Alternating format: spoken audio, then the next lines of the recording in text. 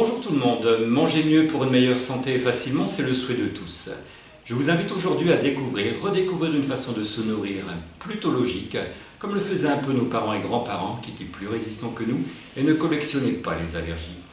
Laissez-vous surprendre par la diététique suivant la médecine chinoise en écoutant Isabella Aubry, thérapeute en médecine traditionnelle chinoise, qui va nous en offrir les bases comme elle le fait souvent à travers le monde.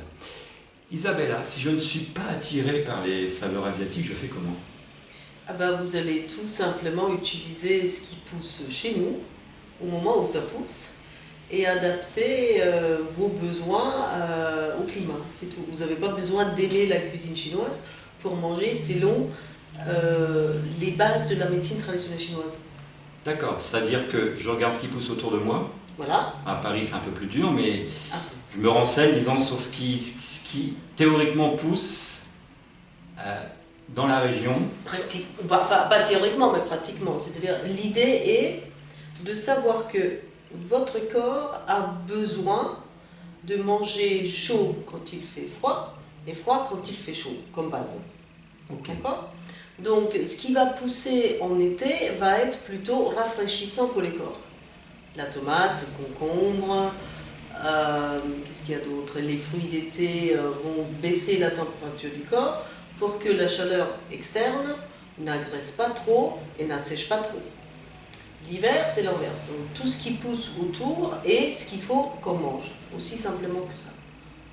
C'est tout à fait de bon sens. De dire diététique chinoise veut simplement dire de accorder ce besoin à la saison, de manger les plus cuits possible, c'est-à-dire on va éviter les crus, surtout l'hiver. Pourquoi ? Parce que votre corps a besoin de digérer ce que vous mangez, vous êtes d'accord ? Ouais. C'est-à-dire que l'idée est de transformer votre bol alimentaire en sang et en énergie, et en liquide organique. Il faut qu'on se rappelle que ce qui va circuler à l'intérieur de nos veines et à l'intérieur de notre corps, comme la lymphe, comme sang, comme énergie, va être le résultat direct de ce qui était sur votre assiette quelques heures avant. Donc le moment où je me souviens de ça, je sais que si je mange de la qualité, je vais avoir un sang et une énergie de qualité. D'accord. Manger de qualité veut dire de manger donc sans pesticides, ou le moins possible de pesticides. Sachez que par exemple une grappe de raisin a en général 17 produits chimiques sur elle. De ce 17, il y en a 13 ou 14 qui sont cancérogènes. Et on ne sait pas ce que ça donne, le 17 qui se mélangent ensemble. Okay. Donc vous ingérez avec une grappe de raisin une multitude de pesticides qui ne font pas bon sens pour les corps. Donc je reviens aux bases. Aux bases, ça veut dire je mange ce qui pousse et la base de mon assiette, c'est les céréales. C'est ça, la médecine traditionnelle chinoise dans son application à l'alimentation. Alors, céréales, on va tous penser à... Cornflakes. Voilà. Mais aussi, on va penser à tout ce qu'il faut au chocolat, etc., etc., etc. Donc, tout le monde va dire, moi, j'en mange tous les matins. Bien sûr. Et mes enfants en mangent aussi avec du lait froid et je devrais être content. C'est pas tout à fait ça. Je suis d'accord. On voudrait bien penser... Non, céréales, ça veut dire... du riz, du boulgour, du quinoa, du couscous, du maïs.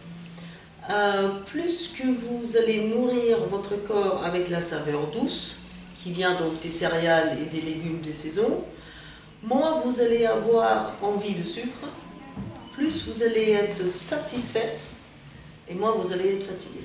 C'est-à-dire que si vous mangez, je reviens au côté je dois manger cuit, si vous mangez un céréale qui est bien cuit, il prendra très peu de temps pour la digestion. Si vous mangez avec ça des légumes de saison cuits, votre corps peut digérer vite. Pour que votre corps digère ce que vous lui donnez, il faut que ce quelque chose soit chauffé à la température du corps à 37 degrés. Sinon, il ne peut rien en faire.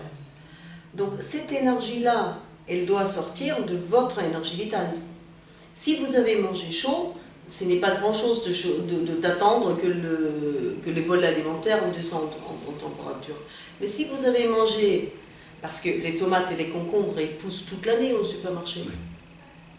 Ça vient de je ne sais pas où, mais ce n'est plus ce dont votre corps a besoin. Donc si vous mangez ces choses-là, et en plus crues, en dehors de la saison, votre corps doit ramasser son énergie vitale pour chauffer ce bol alimentaire à 37 degrés avant de pouvoir commencer son travail de digestion. C'est-à-dire que vous allez enlever, ou vous avez besoin plus d'énergie pour digérer que si vous mangez cuit et de saison. Et cette énergie-là que vous avez besoin pour digérer, vous ne l'avez pas pour faire autre chose. C'est bien pour ça que très souvent, après manger, on est fatigué. Oui. Parce que vous avez froid. Et on a froid. Et ça, c'est les deux signes par excellence de savoir que votre rate est trop sollicitée par une alimentation erronée. Voilà, donc les céréales, c'est le matin, vous savez comme on faisait avant. Mes grands-parents qui travaillaient dans la ferme, le matin, ils faisaient une soupe chaude. Ou des flocons d'avoine cuits. Bon, là, c'était le lait de vache. Le lait de vache a changé aussi sa qualité, donc il serait plus intéressant d'utiliser du lait végétaux comme le lait de riz, d'avoine, de châtaigne, de noisettes, d'amandes, ces choses-là. Donc vous pouvez commencer votre journée avec un petit déjeuner chaud, une base qui a un côté doux, presque sucré, parce que le céréal lui-même, il est doux. Et ça ne chauffe pas de la même manière votre estomac quelques pétales de cornflakes ou autre avec du lait froid. Et bourré de sucre. Et bourré de sucre en plus. Okay. Sachez que si vous commencez la journée avec du sucre artificiel, c'est-à-dire du sucre blanc en général, votre corps en réclamera toute la journée. D'accord, on l'habitue et il réclame. C'est très dommage parce qu'on a tendance à prendre un petit déjeuner sucré, ce qui explique que surtout nos enfants ont besoin de plus en plus de sucre. Oui, donc en gros, pas s'habituer trop au sucre, est-ce que la stevia ou autre peut convenir? Ça peut convenir, c'est toujours des béquilles. Oui. Il faut savoir que plus votre corps vous réclame du sucre, plus on sait que votre rate est en déficience énergétique. D'accord, c'est un signe. C'est un signe, c'est un symptôme en fait. Okay. Donc, si vous avez envie de beaucoup de sucre, vous savez que vous ne mangez pas assez de céréales et vous savez que vous ne mangez pas assez de légumes dites douces, comme la carotte, le potiron, le potimarron, la châtaigne, le panais, qu'est-ce qu'il y a d'autre? Enfin, les amandes et tout ça. Donc, légumes et noix. C'est le premier signe, c'est un signe extrêmement important. J'ai envie de sucre, ça veut dire que ma rate ne fonctionne pas bien. Okay. Donc à nous de rééquilibrer et de se rééduquer. Le midi, l'assiette idéale est une partie de céréales, une partie de légumes et une partie de... Enfin, c'est votre choix après quel... Je cherche le mot. Pour la viande oui, non, mais justement, les protéines. Quelles protéines vous voulez, hein? Donc si c'est des protéines animales, c'est plus le matin et les midis que vous allez bien les digérer, beaucoup moins bien le soir. Donc à midi, vous mettez une bonne portion de protéines, soit des lentilles, soit du tofu, soit du seitan, soit de la viande. Avec, encore une fois, des céréales et des légumes. Oui, légumes de saison toujours. Légumes de saison toujours, on est toujours... l'idée est 70-30. 70% je mange selon le besoin, et 30% je me fais plaisir. Okay. Donc il y a des moments où je vais sortir en restaurant, où je vais faire des exceptions, et là je vais manger ce que je veux. Et le soir, le repas, il doit Le soir, l'idée est de dormir et pas digérer. D'accord. Donc, de préférence, le soir, que des soupes de légumes. Si vous avez peu mangé à midi, vous y mettez quelques cuillères de riz, ou vous faites un repas que de légumes avec un peu de lentilles ou un peu de viande, mais peu.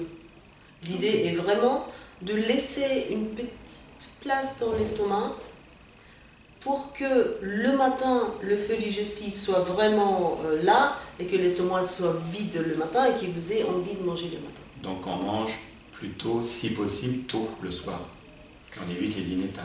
Absolument. Et là aussi, il y a évidemment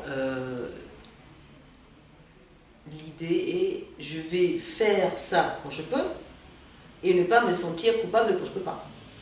Tout à fait. Oui, oui. Si je sors, si... voilà. Là, je vais en S'adapter, profiter. se rééduquer petit à petit pour manger de mieux en mieux. C'est ça. Et le essayer en sentir semaine de généralement bien en manger. soi, au niveau santé et autres. Ah ben, vous allez les sentir assez rapidement. Oui. Rapidement en plus. Moi, c'est une bonne récompense.